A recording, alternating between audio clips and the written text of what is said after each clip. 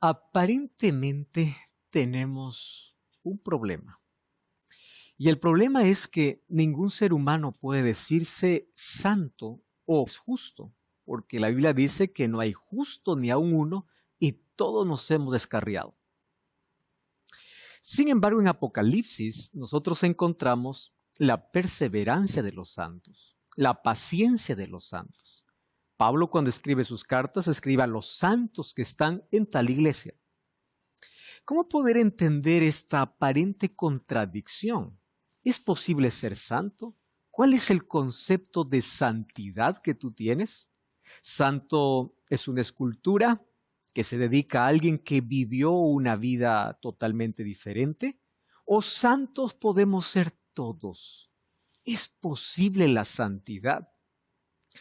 Nosotros ya hemos visto que la Biblia tiene una sola teología, entonces cada vez que hay una aparente contradicción, el problema no es la Biblia, el problema soy yo, donde necesito comprender en su contexto qué significa ser santo. ¿Tiene que ver con mi propia naturaleza o tiene que ver con lo que Dios hace en mi vida?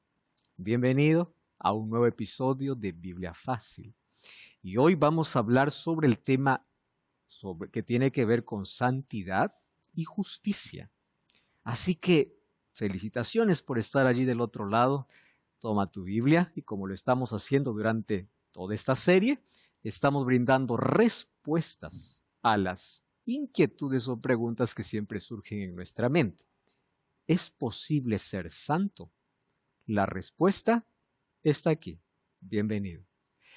Bienvenidos amigos una vez más por estar aquí en este programa y saludamos a Josué, quien hoy está también con nosotros, a partir de hoy participando en los próximos programas. Vamos a orar y vamos al tema de hoy. Querido Dios, queremos agradecerte por esta oportunidad que tenemos de estudiar tu palabra. Y hoy queremos encontrar en ella una vez más luz para nuestra vida. Que tu Santo Espíritu sea el Maestro que nos guía a través de tu palabra. En el nombre de Jesús. Amén. En el Nuevo Testamento vamos a encontrar 4 expresiones que pueden ser un poco complejas para aquel que primera vez lee la Biblia. Esas 4 expresiones muestran lo que Jesús hizo en nuestro favor. La primera expresión es la expresión propiciación. La segunda es justificación. La tercera tiene que ver con reconciliación. Y la cuarta, les digo de aquí porque tiene que ver con el tema. Propiciación viene del ambiente de culto. Dice así: Dios hizo propiciación en nuestro favor. ¿Qué cosa era propiciación? Propiciación tenía que ver con sacrificios. ¿Y por qué viene de ambiente de culto? Porque en las religiones paganas, para apaciguar la ira de los dioses, se hacían sacrificios, incluyendo sacrificios humanos. No estamos hablando solo de sacrificios animales, sacrificios humanos. A tal punto que, por ejemplo, Moloch era un ídolo que tenía los brazos extendidos y aparecía sentado. Al pie de los brazos extendidos había un hueco donde salían llamas. Los padres que tenían tanta devoción y amor al ídolo colocaban a sus hijos vivos. En la Biblia nosotros encontramos incluso a uno de los reyes del pueblo de Israel haciendo ese tipo de sacrificios, Manasés. Dice que colocó a todos sus hijos, los hizo pasar por fuego. Imagínense hasta qué grado venía la devoción que se tenía para poder adorar a un Dios. Entonces yo ya les mencioné, cuando Dios dice no tendrás otros dioses delante de mí, detrás de cada no de Dios es un yo no quiero verte destruido, yo no quiero verte herido. Los 10 mandamientos no fueron dados de manera negativa, sino fue una cerca, un cerco protector para que no cruces los límites que te puedes ir. Y todos los mandamientos, como ya analizamos. Muy bien. Entonces, para apaciguar la ira de los dioses, se ofrecían sacrificios. ¿Y por qué Jesús es nuestra propiciación? Porque ahora es a la inversa. No es el ser humano que sacrifica, es Dios quien ofrece el sacrificio. ¿Entienden la diferencia entre los dioses paganos y el Dios que la Biblia muestra? En los dioses paganos es el ser humano que ofrece un sacrificio para agradar a Dios. El Dios que tenemos en la Biblia, Él ofrece el sacrificio de su propio Hijo para salvar al ser humano. ¿Cómo es totalmente invertido el asunto? Entonces, allí viene la expresión propiciación. Jesús sustituye, Él toma mi lugar. Yo merecía estar allí. Entonces, propiciación viene del ambiente de culto. ¿Correcto? Luego encontramos la palabra, bueno, no importa el orden, reconciliación. Reconciliación viene del ambiente familiar. Cuando existe una pelea, ¿qué cosa es lo que se espera? ¿Cómo sobreviven los matrimonios por muchos años? No porque nunca pelearon, sino porque aprendieron a reconciliarse. Entonces la Biblia presenta que Jesús hizo la reconciliación por una razón, porque todos los seres humanos nacimos siendo enemigos de Dios, todos. ¿Qué nos hace enemigos de Dios? El pecado. Ser hijo de Dios es una elección. Suena bonito decir, todos somos hijos de Dios, pero no es una verdad declarada en la Biblia. Juan 1, 11 y 12 dice, todos los que lo recibieron y los que creen en su nombre, les dio potestad de ser llamados hijos de Dios. Primera de Juan 3, 1. Mirad cuál amor nos ha dado el Padre para que seamos hechos hijos de Dios.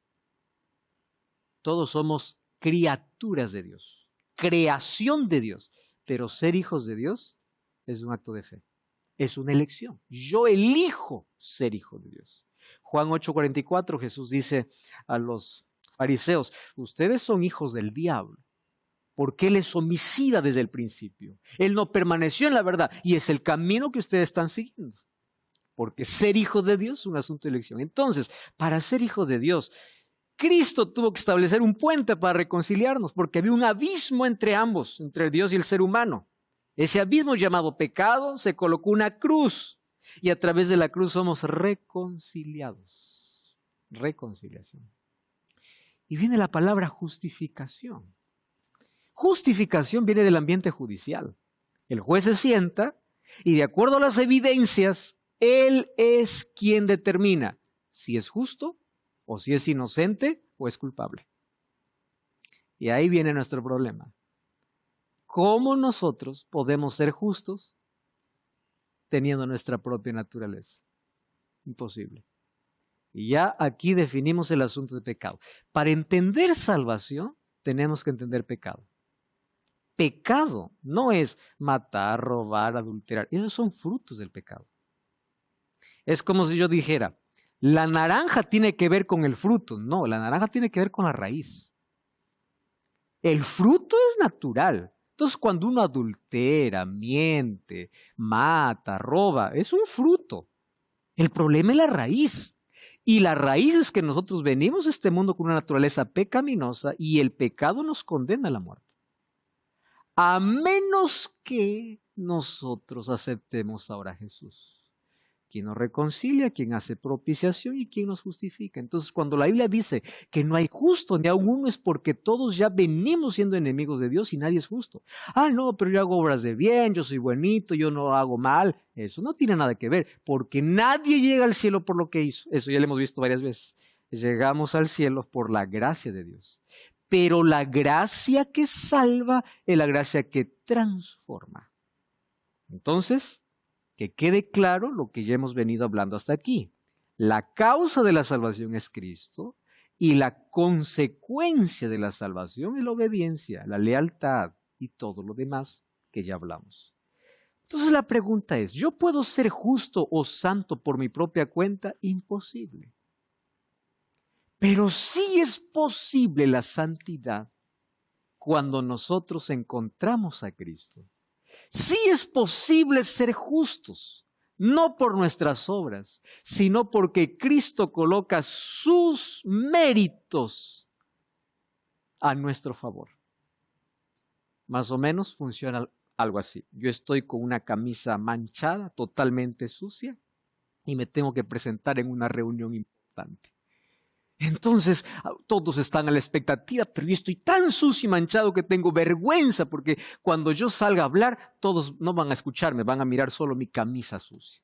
Entonces alguien aparece y dice, sácate la camisa, yo te presto la mía. La camisa no es mía, es prestada.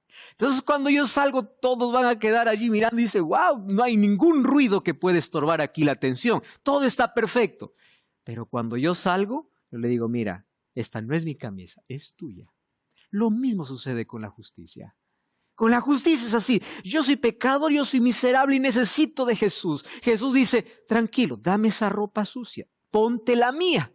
Y cuando yo paso por el juicio celestial, mira mi ropa y dice, estás limpio, eres justo. Y yo paso con una sentencia, eres inocente, solo que la ropa no es mía. La justicia no es mía. ¿De quién es? De Cristo. Esa es la importancia de entender salvación. No me salvo por lo que hago, sino por lo que Cristo hace en mí. Así es la única manera de poder encontrar justicia y santidad. Ahora, dentro de este aspecto de justicia y santidad, existen 3 elementos que hoy queremos estudiar. Primer elemento, gracia. Segundo elemento, fe. Y tercer elemento, obediencia. Gracia, fe y obediencia. ¿Correcto? Las 3 están en armonía. La ley no está en contra de la gracia, está en armonía, y la obediencia es el fruto de la gracia y de la fe. Así de simple. Por eso vamos a comprender por qué hay algunos textos bíblicos que hablan mucho acerca de la ley como si fuese un medio, aunque sabemos que no es un medio de salvación, pero lo coloca como una característica principal. Inclusive, la ley es colocada como una característica de aquellos que se pierden si no lo obedecen. 2 ejemplos prácticos, ¿correcto? Mateo 7, 21 al 23, un texto conocido. No todo el que me dice Señor, Señor entra en el reino de los cielos, sino el que hace la voluntad de mi Padre que está en los cielos. Y aquí dice el texto, muchos me dirán aquel día, Señor, Señor, en tu nombre profetizamos, en tu nombre echamos fuera demonios, en tu nombre hicimos milagros. Entonces les declararé, nunca os conocí, apartaos de mí, hacedores de maldad. Es un texto que ya lo hemos leído aquí. Ahora, ¿dónde está la maldad de esta gente? Si esta gente solamente hacía milagros, profetizaban y echaban fuera demonios. ¿Cuál está la maldad? ¿Dónde está la maldad? Cuando nosotros vamos para el original, para el griego, encontramos que esta expresión hacedores de maldad, miren, es más o menos, se lee exactamente en el griego así. Los obrando la violación de la ley. Solo que traduciéndolo literalmente no tiene ningún sentido. Ese es el desafío que tienen los traductores. Como ya le mencioné, al poder traducir, por eso tenemos diferentes versiones de la Biblia. Entonces, ¿cómo traducen esta expresión los traductores? Simple, los que obran violando la ley. Muy bien, los que hacen maldad. Pero el sentido original de la palabra debe ser así. Nunca os conocí porque ustedes obraron violando mi ley.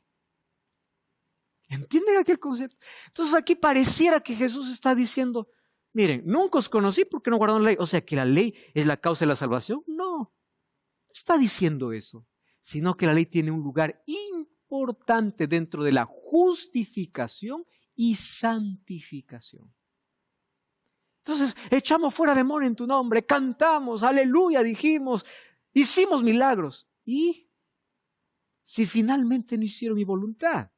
Obraron, hicieron cosas buenas, ¿pero qué? Estuvieron lejos de los principios. Apenas un texto, otro texto. El apóstol Pablo escribe a los tesalonicenses, su segunda carta, en el capítulo 2, versículo 3. Dice, nadie los engañe en ninguna manera porque esto no sucederá sino sin que venga primero la apostasía. Apostasía es apartarse del camino de verdad. Y se manifieste el hombre de iniquidad, el hijo de perdición. En ese tiempo había mucha novedad, como cada vez hoy existen algunas alarmas, ¿no? Diciendo, ya Jesús está volviendo ahora. Y claro que Jesús está volviendo, pero no podemos poner ninguna fecha. poner alguna fecha o alertar de manera innecesaria. Es totalmente antibíblico. Sé que Jesús está volviendo, sé que su venida es inminente, pero el hecho de poder colocar falsas alarmas no es bíblico. Ahora, ¿qué sucede? Ahí estaba toda esa novedad dentro de la iglesia. Y ahí Pablo escribe la carta y dice, espera un momento. Antes que Jesús venga, tiene que aparecer el hombre de iniquidad, el hijo de perdición. ¿De quién estaba hablando? De un poder apóstata que aparecería tiempo después, que terminaría el imperio romano como imperio. Porque Roma, recuerden, nunca dejó de existir. Roma se dividió solo en dos fases, la Roma imperial y la Roma religiosa.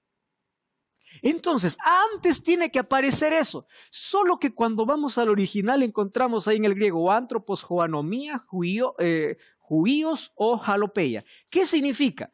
El hombre de la violación de la ley, el hijo de destrucción. ¿Quién es el hombre de iniquidad? El hombre que viola la ley. Si ustedes se dan cuenta en esos dos textos, aparentemente la distinción está en la ley de Dios. Pero hasta aquí hemos estudiado que la causa solamente es la gracia de Cristo. Muy bien, nuevamente, 3 elementos. ¿Cuáles son?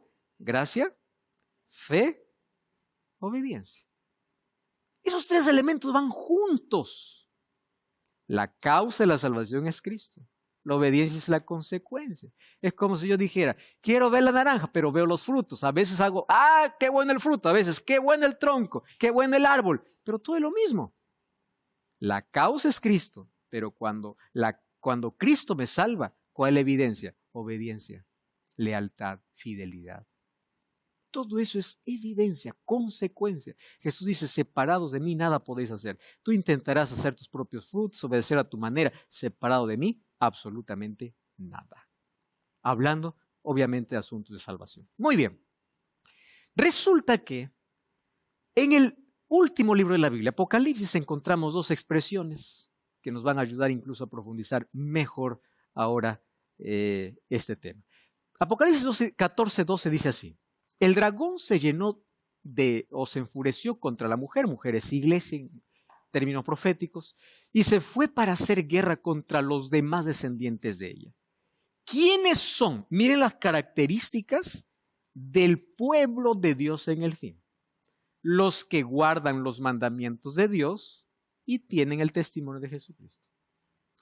La pregunta es, ¿quiénes son aquellos que guardan los mandamientos de Dios?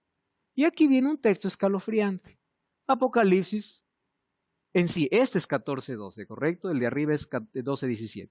Apocalipsis 14:12 dice así, aquí está la perseverancia de los santos, los que guardan los mandamientos de Dios y tienen la fe de Jesús. Yo, cuando primero leía la Biblia, me cuestionaba y decía, ¿por qué? ¿Por qué el texto no dice, aquí están los que fueron salvos por gracia? Porque si es la gracia la causa de la salvación, deberías decir así. ¿Quién es el pueblo de Dios? Los que dicen, soy salvo por gracia. Punto final. Es que todo el mundo puede decir que es salvo por gracia. Pero muéstrame cómo eres salvo por gracia. Por eso es que aquí hay una distinción. No es aquel que dice soy salvo por gracia. ¿Cuál es la evidencia que fuiste salvo por gracia? El pueblo de Dios aquí tiene una característica. Guarda sus mandamientos y tiene la fe de Jesús. Gracia viene junto con la fe y junto con la fe viene la obediencia. Pero fíjense, una palabra, santos. ¿Es posible ser santo? ¿Es posible ser santo? Una vez más, con nuestra propia naturaleza, imposible. Mas si aquí existe un grupo de santos, quiere decir que es posible. ¿Quiénes son entonces? ¿O cómo llegar a formar parte de ese grupo? ¿Es teniendo que hacer algo o aceptando lo que Dios hizo en mi vida? ¿Cómo es que viene la santidad? Muy bien, vamos entonces a analizar ese proceso. Y en la Biblia vamos a encontrar que existen 3 palabras importantes en el proceso de la vida cristiana. Porque la vida cristiana no es estática. La vida cristiana es progresión. Cuando alguien dice, acepté a Jesús y listo, ahí acabó. No. La vida cristiana no es estática, es progresión. ¿Qué es progresión? un camino. Jesús dice, yo soy el camino, y el camino está hecho para andar. Y si andas, vas a avanzar. ¿Qué significa avanzar en la vida cristiana? Hay 3 puntos que en el Nuevo Testamento encontramos. Que la salvación en la Biblia, en toda la Biblia, encontramos que está en 3 momentos. Tiempo pasado o presente y tiempo futuro. Pasado, justificado. Presente, santificado. Futuro, glorificado. Pero los 3 elementos van juntos, así como gracia, fe y obediencia van juntos. Los 3 es un proceso de todo creyente, justificado, santificado y glorificado. No se preocupen si hasta aquí no entienden esos términos, que ahora lo vamos a entender. Ya les dije que la palabra justificado viene del ambiente judicial. Alguien es condenado. Y la pregunta es, ¿cuántos somos condenados en el mundo? Todos, absolutamente todos. El asunto no es si voy a ser condenado, el asunto es cómo seré justificado. Ese es el asunto. Porque para condenación no hay que luchar, ya estamos condenados. Ya venimos así condenados por el pecado. ¿Cómo soy justificado? Entonces Romanos 3:20 al 24 dice así. Por las obras de la ley nadie es justificado. Pues por medio de la ley viene el reconocimiento del pecado. Pero ahora, aparte de la ley, se ha manifestado la justicia de Dios atestiguada por la ley y los profetas. Esta es, pues, no hay distinción porque todos pecaron. Todos. Esa palabra no excluye a nadie. Desde aquel que parece ser más santito. No, todos, absolutamente todos. Y la justicia de Dios, por medio de la fe en Jesucristo, también es para todos. Miren, a mí me encanta mucho cuando hay expresiones en la Biblia que se repiten. Primero, me coloca en un nivel. Delante de Dios, Él como tiene un cargo está más arriba. No. Abajito, donde están todos. No es que Él es importante. No. Todos. No es que Él es generoso. ¿No entendiste que es todos? Entonces, ante Dios no hay función, no hay cargo, no hay pastor, no hay miembro, todos. Entonces quitemos la cabeza, Él es más justo, Él es más santo, Dios le escucha a Él más. No, todos pecamos, todos. Igualitos. Delante de Dios no hay VIP, no hay asiento VIP, delante de Dios no hay preferencia, delante de Dios no hay, todos. ¿Correcto? Muy bien. Si todos han pecado, también todos pueden ser justos. Qué linda oferta, ¿no? Entonces, si yo ya estoy en una condición, yo puedo pasar a otra. El asunto es cómo. Y el texto es claro. No son por tus obras. No es por lo que haces. No es porque, voy a la iglesia, hago esto. No. Ahora viene, por medio de la fe en Cristo. ¿Por qué mencioné el término iglesia? Porque hay tanta gente que se contan diciendo, voy a la iglesia y ya estoy salvo. No. Lo que te salva es Cristo. Ahora, quiero decirte una cosa. Si eres salvo por Cristo, vas a ir a la iglesia, por supuesto.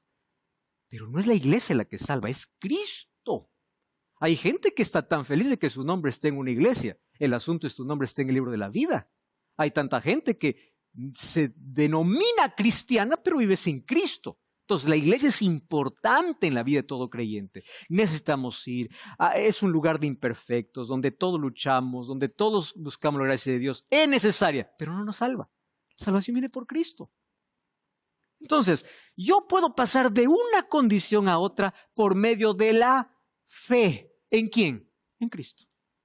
Entonces, es por Cristo quien yo puedo ser justificado. Siendo justificado gratuitamente por su gracia mediante la redención. Ahora miren el juego de palabras. ¿Cuántas palabras ahí son claves? Ley, fe y gracia. Ahí están las 3 palabras. Muy bien.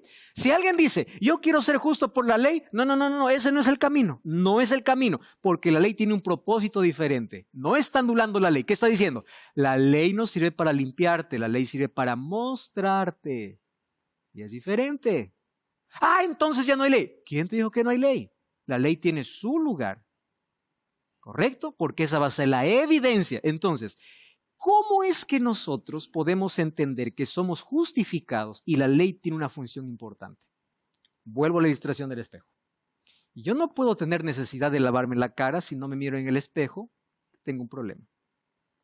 ¿Cuál es la función de la ley? Mostrarme y decirme tú eres pecador. La ley tiene la función de, al mostrar mi pecaminosidad, reconocer mi necesidad. Solo acepta a Jesús como Salvador aquel que reconoce que es pecador.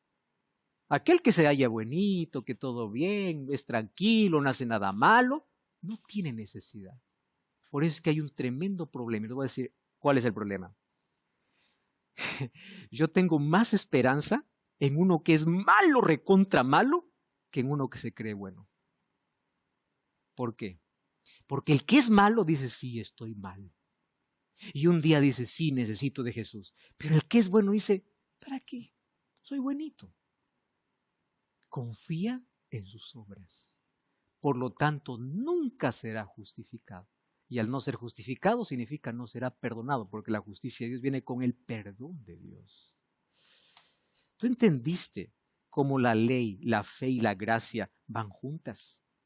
La ley tiene un lugar específico, no es anulada, tiene que ser observada. Incluso los santos en el tiempo del fin guardan la ley, pero no porque los salva, sino porque tiene una armonía con la fe y la gracia. Así alcanzamos la justificación en Cristo. Apenas está comenzando. Vamos a continuar hablando sobre posible ser santos en esta vida. ¿Cómo puedo ser justificado por Dios? Quiero colocar en tus manos una revista importante para poder comprender mucho mejor este tema. La revista Esperanza en la mira de la verdad. Puedes solicitarla ahora mismo enviando un mensaje de texto a nuestro WhatsApp. Más 55 12 98 100 14 60. Te vamos a enviar un enlace donde tú puedes allí elegir la revista y además, al pedir tus datos, no tengas miedo en colocar tus datos porque nosotros protegemos exactamente tu información. Lo hacemos para tener un registro de las personas que solicitan nuestro material. Puedes solicitarlo ahora mismo. Te recuerdo que es totalmente gratis. Así que ahora puedes solicitar la revista Esperanza en la mira de la verdad. Continuamos con nuestro estudio.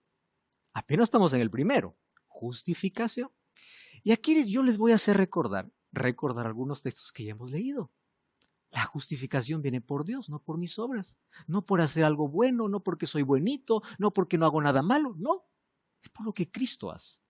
Incluso Pablo, al colocar la ley en su lugar, dice, la ley, cuidado, en lugar de salvarlos va a condenar. Maldito, no dice aquel que está bajo la ley. Y ya hemos visto que bajo la ley estar bajo la condenación de la ley. O aquel que usa la ley para salvarse cuando la salvación está en Cristo. Ah, pero la ley tiene su lugar. Si no me salva, ella me muestra mi pecado. Y si me muestra mi pecado, muestra mi necesidad de Cristo. Y cuando estoy en Cristo, estoy en armonía con su ley. La ley no fue anulada. Por eso es que llega a ser incluso una característica de los santos en el tiempo del fin. Muy bien, continuamos entonces. Gálatas 2:16, sabiendo que ningún hombre es justificado por las obras de la ley. Otra vez, Pablo no está hablando en contra de la ley. Está colocando la ley en su propósito correcto. Sino por medio, otra vez, fíjense esa palabra, cómo estas tres palabras van juntas. Fe en Jesucristo. Hemos creído nosotros también en Cristo Jesús para que seamos justificados por la fe en Cristo, no por las obras de la ley, porque por las obras de la ley nadie es justificado. Este es el texto más claro. Si tú buscas salvación, o buscas justicia, buscas ser justificado delante de Dios, haciendo cosas, estás perdido. ¿Correcto? Nadie es justificado por eso. Muy bien. ¿Cómo es justificado el ser humano? Por Cristo. Entonces hay gente que dice, no, es que en el Antiguo Testamento la gente tenía que guardar la ley para salvarse y en el Nuevo Testamento solo la gracia. Mentira, totalmente. Porque la salvación tiene un solo camino y es Cristo. El Cordero de Dios que fue muerto en la cruz, fue muerto en el Edén. Allá murió el Cordero. El camino fue de sangre siempre. Y la fe y la ley y la gracia estuvo siempre. No es que al cielo llega, aquí estamos por la ley, otro grupo, aquí estamos por la gracia. No hay dos evangelios. ¿Cómo fue justificado Abraham? Antiguo Testamento. Génesis 15:6, creyó al Señor y le fue contado por justicia. Romanos 4:3, ¿qué dice la Escritura? Creyó Abraham a Dios. Entonces la salvación siempre fue por gracia. Y la gracia nunca excluyó la ley, porque así como estuvo la ley en el Antiguo Testamento, ¿qué cosa estuvo? La gracia. Y en el Nuevo Testamento continúa la gracia y continúa la ley, porque no hay dos métodos de salvación. Romanos 5.1, justificados, otra vez. ¿Se dan cuenta? La palabra justificado se va a repetir muchísimo. Justificados. ¿Cómo somos justos? Delante de Dios. Justificados pues por la fe. Estas van de la mano. Tenemos paz para con Dios. Paz no es una experiencia, no es un sentimiento. Hay gente que relaciona paz con cosas, ¿no? Playa, paz. No, eso no es paz. Paz, vacaciones. No, no es eso paz. La paz no tiene que ver con momentos. La paz es un regalo de Dios ofrecido a aquellos que son justificados. Entonces, ¿queremos tener paz? Necesitamos estar por la fe justificados. ¿Por medio de quién? Jesucristo. Entonces, ¿cuál es el lugar de la ley en esto? Romanos 3:31. Si siempre está la fe, siempre está Cristo, ¿cuál es el lugar de la ley? ¿Invalidamos la ley por la fe? De ninguna manera, confirmamos la ley. ¿Cuál es el resumen? No hay gracia sin necesidad. No hay necesidad si yo no reconozco que soy pecador. ¿Quién me dice que soy pecador? La ley de Dios. Todo tiene un orden. ¿Dónde yo busco limpiarme? Cuando veo mi sociedad. ¿Quién me muestra mi sociedad? El espejo. Entonces, cuando ya estoy limpio, digo, el espejo no vale, lo voy a romper. No, porque nuevamente puedo ensuciarme. Y nuevamente tengo que ir a Cristo. Él me va a lavar. Porque la salvación no viene por aquel que me muestra, sino por aquel que me limpia. ¿Y el que me limpia quién es? Cristo. Pero quien me muestra qué cosa es, la ley. Por eso, ¿invalidamos la ley? Porque ahora tenemos fe. De ninguna manera, dice Pablo. Confirmamos la ley. Porque hasta aquí hay una armonía. Gracia, fe y obediencia. Siempre. No hay manera de poder separarlos. Ahora, vamos a profundizar entre gracia y fe. Santiago 2:17-18. Así también la fe, si no tiene obras, está muerta. Es que hay gente que piensa que fe es decir así, yo creo en Dios, ya tengo fe. Mentira. Santiago 2:19 dice, el diablo también cree y tiembla. Y tiembla, ¿eh? Los cristianos a veces creen, pero ni tiemblan. Si el diablo tiene fe o cree, ¿cuál es la diferencia entre yo creer y él creer? Esta. La fe sin obras es muerta en sí misma. Sin embargo, alguno dirá, ¿tú tienes fe? No, yo tengo obras. Muéstrame tu fe sin obras y yo te mostraré mi fe por mis obras. Es interesante esa expresión. ¿Tú quieres solamente obras sin fe? Ese camino es peligroso. Pero aquel que tiene fe, vienen las obras de manera consecuente. No necesito fabricar. Viene de manera natural. Entonces, fe no es decir, yo creo en Dios. Fe es entrega, fe es renuncia, fe es obediencia. La fe no es estática. La fe es acción.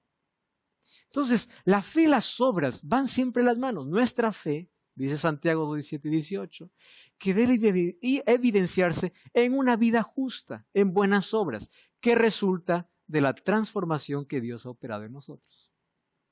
La gracia de Dios es lo que recibo. La fe es la respuesta. Entonces, cuando yo respondo a la gracia de Dios no viene para dejarme donde estoy.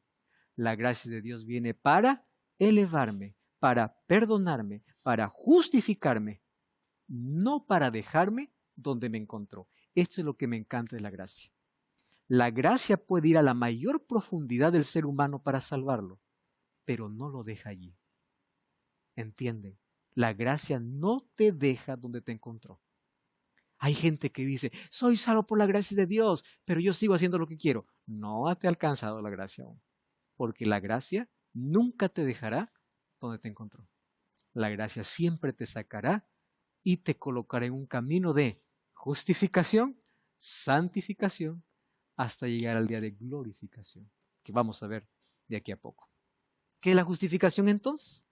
La justificación por la fe es un acto legal divino en el que Dios declara justo al pecador sobre la base de la justicia de Cristo.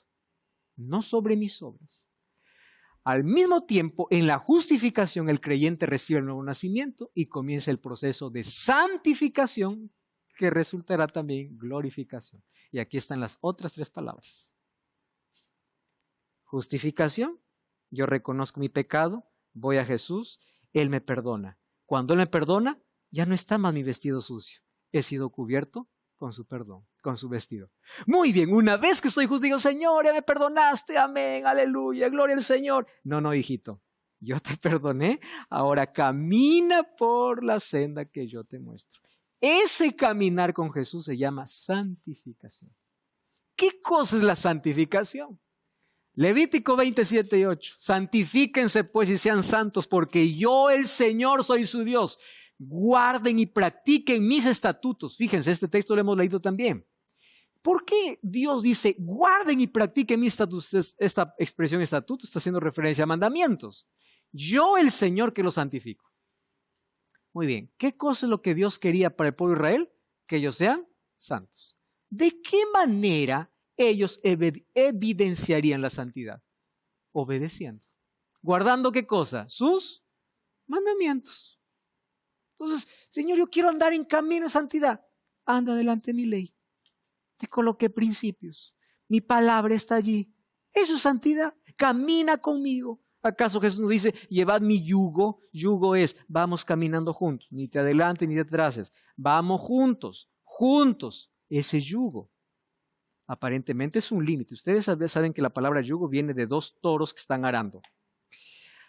Aparentemente el yugo te limita. Porque un toro que quiere correr, el otro no puede porque tiene el yugo. ¿Verdad? Aparentemente hay un límite. Aparentemente. Lo mismo sucede. Cuando caminamos con Dios, aparentemente hay un límite. ¿Cuáles son esos límites? Su ley. Su ley. Un límite. Camina conmigo. Yo te enseñaré a ser manso y humilde. Y después dice, y hallaréis descanso para vuestras almas. Mateo 11:28 al 30. Ahora, ¿Dios quería que solamente Israel sea santo? No. Vamos al Nuevo Testamento, Hebreos 12:14. Ahora viene todavía con más fuerza esta palabra. Y en Hebreos 12:14 dice, procuren la paz con todos y la santidad sin la cual nadie verá al Señor. Ahora sí cambió mi concepto. Dios no quería que sea santo solo Israel. Dios no quería que guarden los mandamientos solo Israel. Dios también quiere que su pueblo sea santo. Estamos hablando aquí en el Nuevo Testamento, pero aquí viene un énfasis mayor. Sin la santidad, nadie verá al Señor. Wow. Entonces, digamos que todo aquel que quiere ir al cielo tiene que ser santo. La pregunta es, ¿cómo? Muy bien. Ya entendí justificación. Dios me perdona. Él me coloca su justicia. Ya entendí. ¿Y santificación? ¿Cómo voy a ser santo? Nuestro problema está en que tenemos en la cabeza un concepto diferente a la Biblia de santo. ¿Saben cuál es el concepto que tenemos en la cabeza? Santo nos han metido a la cabeza que es alguien que nunca peca. Ese es el término que conocemos. Incluso cuando vemos a San Francisco, San no sé qué, Sansa, santo. ¿Por qué? Porque vivió una vida de santidad justa y sin pecado. Miren qué dice la Biblia santidad. Filipenses 1:1. Pablo y Timoteo, siervos de Jesucristo. ¿Qué dice el texto? A todos los santos en Cristo Jesús, que están en Filipos con los obispos y diáconos. Escuchen aquí. Ustedes recuerdan que en la primera lección vimos que las epístolas deben estudiarse en este contexto. Cada iglesia que Pablo mandaba carta es porque había algún problema que resolver. Cuando manda la carta a los filipenses, ellos tenían problemas. Eran pecadores, por supuesto. No es que no cometían pecado. Pero Pablo cuando escribe para los filipenses, ¿qué cosa dice? Los santos. Y tú lees los problemas que tenían los filipenses, tú dices, ¿santo por dónde? No hay manera de llamar santos a estos que son pecadores. Pero allí viene la aclaración. Los santos en Cristo. Entonces, esta expresión resolvió todo mi problema. ¿Qué es ser santo? Vivir con Cristo. Eso es santidad. ¿Qué es santidad? Vivir con Cristo. Cuando vivo con Cristo, vivo en armonía con su ley, vivo en armonía con su palabra, hago lo que Dios quiere, mis preferencias y mis gustos van cambiando. Dime con quién andas, te diré quién eres. Mientras más caminas con Jesús, tu vida va cambiando, va cambiando. Eso se llama santidad. Eso es santidad. No, yo para ir a Cristo tengo que dejar. ¿Quién te dijo que tienes que dejar algo?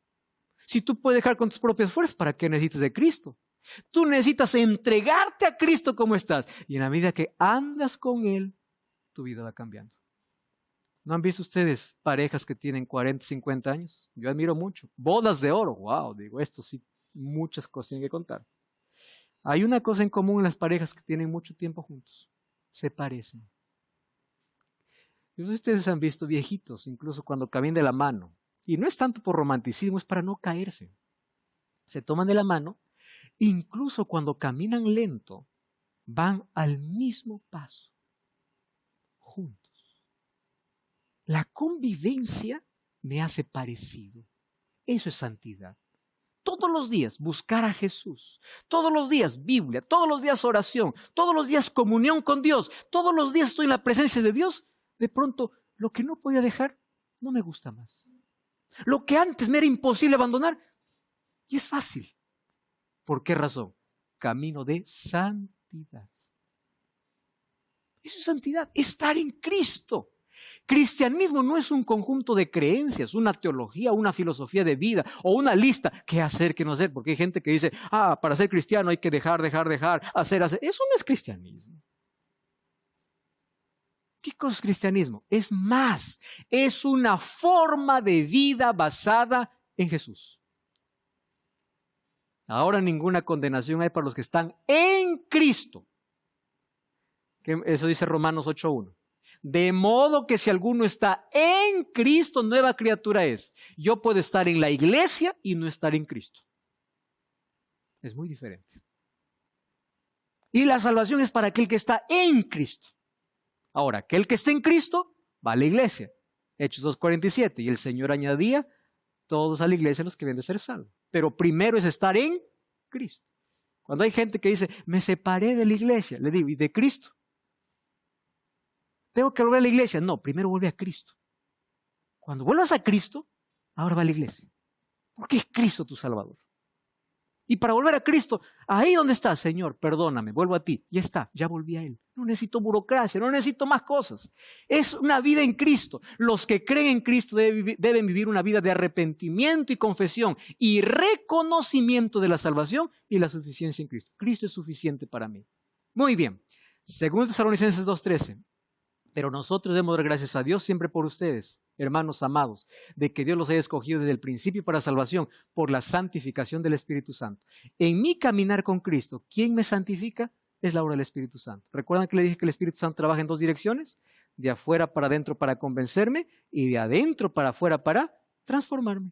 Entonces, ¿quién cambia mis gustos, mis hábitos, las cosas que no puede dejar? El Espíritu Santo. Hechos 26:18. Abrir sus ojos para que se conviertan de las tinieblas a la luz, siendo santificados por la fe. Juan 17:17, santifícalos en tu verdad. La palabra de Dios nos santifica. La santificación es un llamado a una vida íntegra. Es el resultado de que Dios nos ha salvado. Es la obra del Espíritu Santo que nos transforma. Es por medio de la Biblia que somos santificados. Y es un proceso. Y Filipenses 1:6 dice que aquel que comenzó la obra en nosotros, Él la terminará. Y finalmente que seremos glorificados. ¿Cómo somos glorificados? Somos transformados de gloria en gloria por el Espíritu del Señor. Cuando miramos la gloria del Señor. Por eso Colosenses 3:1 dice, busca las cosas de arriba. Poned la mira en las cosas de arriba, porque tú te conviertes en aquello que miras. Si todos los días miras a Jesús, entonces todos los días serás transformado. Pero llegará un día cuando Cristo regrese. 1 Corintios 15:51. Os digo un misterio. No todos dormiremos, pero todos seremos transformados. Entonces, ¿quiénes son los santos en Apocalipsis 14? Aquellos que han sido justificados, aquellos que por la fe han aceptado a Cristo, guardan sus mandamientos Y ellos están todos los días caminando con Cristo, siendo santificados, glorificados, hasta que un día sean transformados completamente. ¿Cuándo? Cuando Cristo regrese. Amigos, existen 3 P's en la salvación. Dios nos libra de la penalidad del pecado cuando nos justifica. Dios nos libra del poder del pecado cuando nos santifica.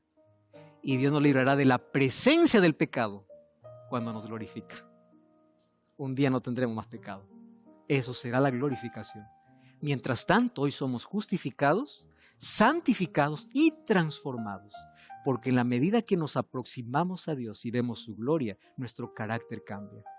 ¿Qué significa dar gloria a Dios? Reproducir el carácter de Dios en nuestra vida. Eso es dar gloria a Dios. Ahora, ¿no te parece tan interesante hoy comprender de que todos tenemos la posibilidad de que a pesar de nuestra condición pecaminosa, podemos ser justos, podemos ser santos, podemos ser transformados? Entonces, por favor, no me digas, tengo que dejar esto para ir a Jesús. Anda como estás, porque la gracia donde te alcanza no te deja donde estás, te transforma. Mas tú tienes que aceptar su gracia por la fe y ser obediente, porque estas 3 van juntas. Al comienzo yo te dije que habían 4 palabras en la Biblia demostrando el sacrificio de Jesús por nosotros. Tenía que ver con propiciación, tenía que ver con justificación y con reconciliación. Pero había una palabra que faltaba, y es la palabra redención. Fuimos redimidos por Jesús. Redención viene del ambiente de mercado. ¿Mercado? Sí. ¿Qué significa eso? Ahí estaban los esclavos, aquellos que alguien pagaba por un precio para llevarlos a casa o para hacerlos libres. Eso es lo que Jesús hizo con nosotros. Un día todos estábamos siendo esclavos del mal y del pecado por nuestra propia naturaleza, mas Cristo viene y nos ofrece su justicia, su perdón. Y luego nos ofrece santificación, libertad del pecado. El pecado no domina más. Es Cristo quien tiene el control. Es el Espíritu Santo quien guía mi vida. Para que un día pueda ser finalmente glorificado, transformado para siempre y vivir con Él eternamente. Por eso Apocalipsis 14:12 presenta la paciencia de los santos. Aquellos que están en proceso, aquellos que guardan los mandamientos de Dios, son fieles a Dios, aquellos que caminan con Jesús, aquellos que aceptan su gracia, son fieles y tienen fe. ¿Tú quieres ser parte de ese grupo? Ora conmigo. Gracias, Señor, por tu palabra. Danos tu justicia, danos tu perdón, danos salvación. Te aceptamos como Salvador y ayúdanos a ser fieles y obedientes a tu ley. En el nombre de Jesús. Amén. Te espero en una iglesia adventista el 7º día para continuar entendiendo el plan que Dios tiene para la vida. Dios te bendiga. Hasta la próxima. Siempre fui de las que dije, santo no hay nadie, santo solamente es Dios. Eso es una cosa que siempre decíamos. Creo que la sociedad se ha encargado de como poner santos a personas religiosas, como mirarla con un estatus más arriba por sus obras o por cómo han sido, pero como la Biblia es súper clara, santo no hay ninguno. Para ser salvo, yo creía que simplemente era hacer las cosas bien. Ser bueno, dar de comer al necesitado, dar vestido al que no tiene, y con eso me voy a salvar. Y creo que es un tema súper importante, súper relevante tocarlo, porque así se van aclarando muchos puntos. Santo no vamos a llegar a ser nunca hasta que venga Jesús y seamos transformados. Ahí vamos a ser obviamente santos. Pero antes de eso no hay ninguno santo, sino que, como dije anteriormente, nos apartamos del pecado y nos santificamos. Tiene un significado muy especial, porque significa que nosotros somos especiales. Alguien murió por nosotros, que es también el mismo que nos creó. Si bien la fe viene por el creer, y ahí es cuando después empiezan a nacer las buenas obras. Si creo o no creo, bueno, pero hago las cosas porque soy bueno, porque tengo un corazón dulce. Pablo es un referente muy grande en la Biblia, pero hasta él dice que él tiene un aguijón que le gustaría que Dios se lo sacara, pero él le dice, bástate en mi gracia.